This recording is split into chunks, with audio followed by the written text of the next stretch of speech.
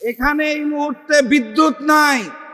এই বিদ্যুতের সংকটটা সৃষ্টি হলো কেন সেটা আগে খতিয়ে দেখতে হবে।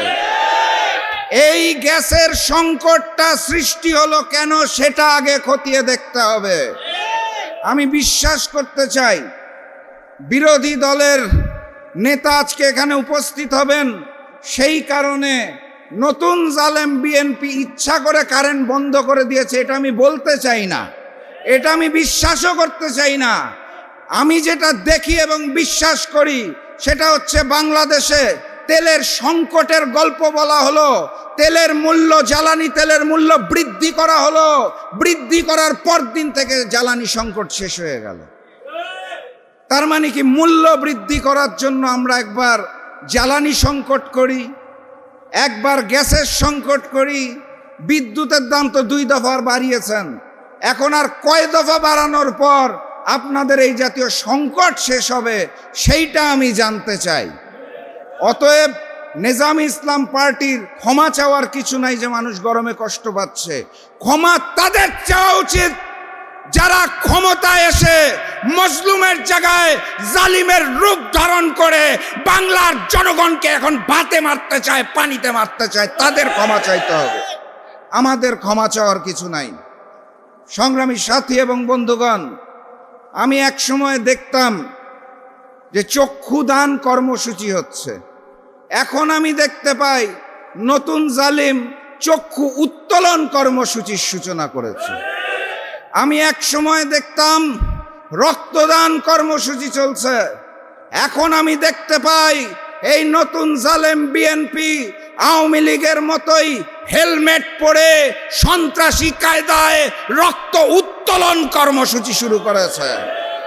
আমি জানতাম বাংলাদেশের বিভিন্ন মসজিদ, মাদ্রাসা, সামাজিক সংগঠন গঠনের জন্য মানুষজন স্বেচ্ছায় ভালোবেসে পকেট থেকে চাঁদা দেয়, আর এই নতুন জালেম বিএনপি এখন সন্ত্রাসী কায়দায় জুলুম করে জোর করে চাঁদা উত্তোলন কর্মসূচি শুরু করেছে। আমি বিএনপি সরকারকে বলতে চাই, এই জাতীয় নিকৃষ্ট যেই ঘটনাগুলো রয়েছে সেই ঘটনাগুলোকে আপনারা সংশোধন করুন, আর সংবিধানটাকে সংশোধন নয় সংস্কার করুন। যেই সংবিধানকে আপনারা সংস্কারের বদলে সংশোধন করতে চাচ্ছেন সেই সংশোধনটা আল্লাহর ওয়াস্তে নিজের দলের নেতা কর্মীদেরকে নিয়ে করুন, তাহলে আমরা একটু নিস্তার পেতে পারি। অতএব আমাদের ক্ষমা চাওয়ার কিছু নাই, ক্ষমা চাইতে হবে ওই নতুন জালেমকে যারা ক্ষমতার মসনদে বসার লক্ষ্যে দেশ এবং জাতির সাথে প্রতারণা করেছিল, যারা মিথ্যা কথা বলেছিল, যারা লন্ডন থেকে দেশে আসার জন্য ভারতে মুচলেকা দিয়েছিল, যারা নতুন বাংলাদেশে এসে সংবিধান সংস্কার না করে দেশের জনগণের সাথে শহীদের রক্তের সাথে বেঈমানি করে ওই লীগের জায়গায় নিজেদেরকে প্রতিস্থাপন করেছে, তাদের ক্ষমা চাইতে হবে এই জাতির উদ্দেশ্যে। সংগ্রামী সাথী এবং বন্ধুগণ, বক্তব্য দীর্ঘায়িত করতে চাই না। আপনারা জানেন 11 দলের পক্ষ থেকে আমাদের লং মার্চ কর্মসূচি ঘোষণা করা হয়েছে এবং 4টি লং মার্চ শেষে সোহরাওয়ার্দী উদ্যানে মহাসমাবেশের ঘোষণা দেওয়া হয়েছে। আপনারা সেটার জন্য প্রস্তুতি নিন। আজকের এই মঞ্চ থেকে আমি অনেকেরই বক্তব্য শুনেছি, আমার পূর্বে যারা বলেছেন তাদের মতো করে একই কথা বাংলাদেশের 18 কোটি জনগণ বলতে চায়। সবাই ওই এক দফার দিকে তাকিয়ে আছে, কখন 11 দলের পক্ষ থেকে সরকার পতনের এক দফা দাবিয়ে দাওয়া নিয়ে আমরা মাঠে নামবো। সেই কারণে দেশের জনগণ এখন বসে আছে। আমি স্পষ্ট ভাষায় বলে দিতে চাই, এই নতুন জালেমকে একটু সময় দেওয়া হয়েছে। 11 দলের শীর্ষ নেতৃবৃন্দ, জাতীয় নেতৃবৃন্দ, আমার সামনে উপস্থিত মিডিয়ার ভাইরা এবং নেজামি ইসলাম পার্টির সর্বস্তরের জনগণ, দেশপ্রেমিক জনগণ, আসসালামু আলাইকুম। আমি সর্বপ্রথম শ্রদ্ধা ভরে স্মরণ করতে চাই বাংলাদেশ নেজামি ইসলাম পার্টির সদ্য প্রয়াত আমির মৌলানা সরওয়ার কামাল আজিজি সাহেবকে উনি কিছুদিন পূর্বে আমাদেরকে ছেড়ে আল্লাহর দরবারে চলে গেছেন। অত্যন্ত বিনয়ী মানুষ ছিলেন। ওনার সাথে আমার সারা বাংলাদেশে বিভিন্ন সভা সমাবেশ একসাথে করার সুযোগ হয়েছে, ওনার সাথে মিশার সুযোগ হয়েছে। আমি আজকের এই আলোচনা সভা থেকে বাংলাদেশ নেজামি ইসলাম পার্টির প্রয়াত আমির মৌলানা সরওয়ার কামাল আজিজির জন্য সবার কাছ থেকে দোয়া চাই। সংগ্রামী সাথী এবং বন্ধুগণ, সবসময় সুযোগ পাই না। আজকে যেহেতু নেজামি ইসলাম পার্টির আলোচনা সভায় এসেছি, আমি ছোট্ট করে এই ঐতিহ্যবাহী সংগঠনকে কতটা ভালোবাসি এটা 3 লাইনে বলার চেষ্টা করব। নেজামি ইসলাম পার্টিকে আমি 3টা কারণে অত্যন্ত শ্রদ্ধা করি এবং ভালোবাসি। আমার স্বচক্ষে দেখা অভিজ্ঞতা থেকে বলতে পারি, প্রথম কারণ, নেজামি ইসলাম পার্টির সর্বোচ্চ পর্যায় থেকে সকল নেতাকর্মী অত্যন্ত বিনয়ী এবং তাদের মধ্যে কোনো অহংকার নাই। এই কারণে তাদের আমি খুব ভালোবাসি।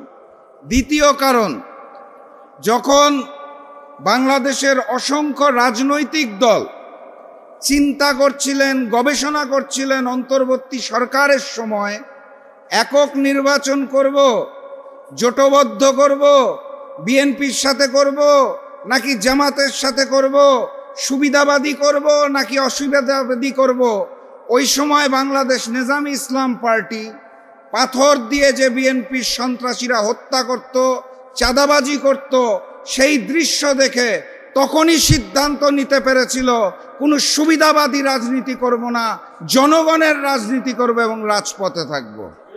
এই চিন্তা করতে তাদের সময় নিতে হয় নাই, নির্বাচনের তফসিল ঘোষণা করতে হয় নাই, কোনো জায়গায় বাহাজ করতে হয় নাই।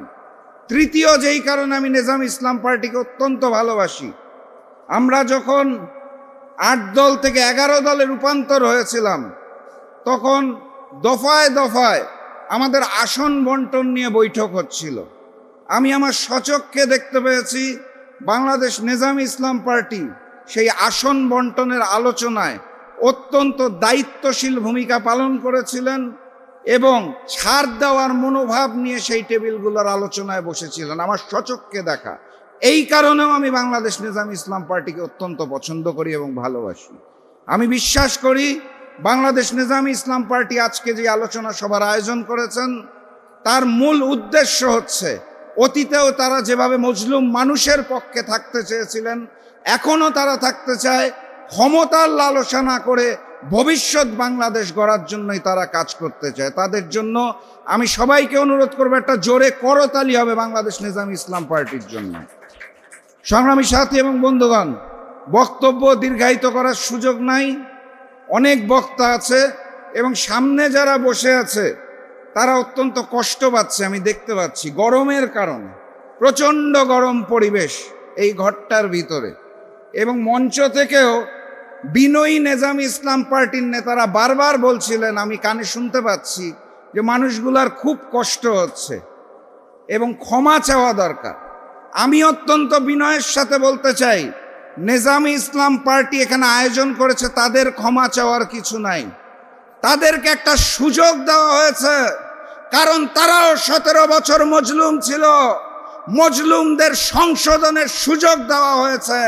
তারা যদি সুযোগ গ্রহণ না করে, তাহলে 11 দলের পক্ষ থেকে সরকার পতনের 1 দফা দাবি মাঠে আসবে এবং আমরা সেটা সকলে মিলে প্রয়োজনে আবারও রক্ত দিয়ে পূরণ করব ইনশাআল্লাহ। কিন্তু এই বাংলার জমিনে নতুন জালেম, নতুন বেঈমান, নতুন গাদ্দার, এই নতুন বিএনপিকে আর নতুন করে শোষণ করার সুযোগ দিব না ইনশাআল্লাহ। আমরা কি সেটার জন্য প্রস্তুত আছি?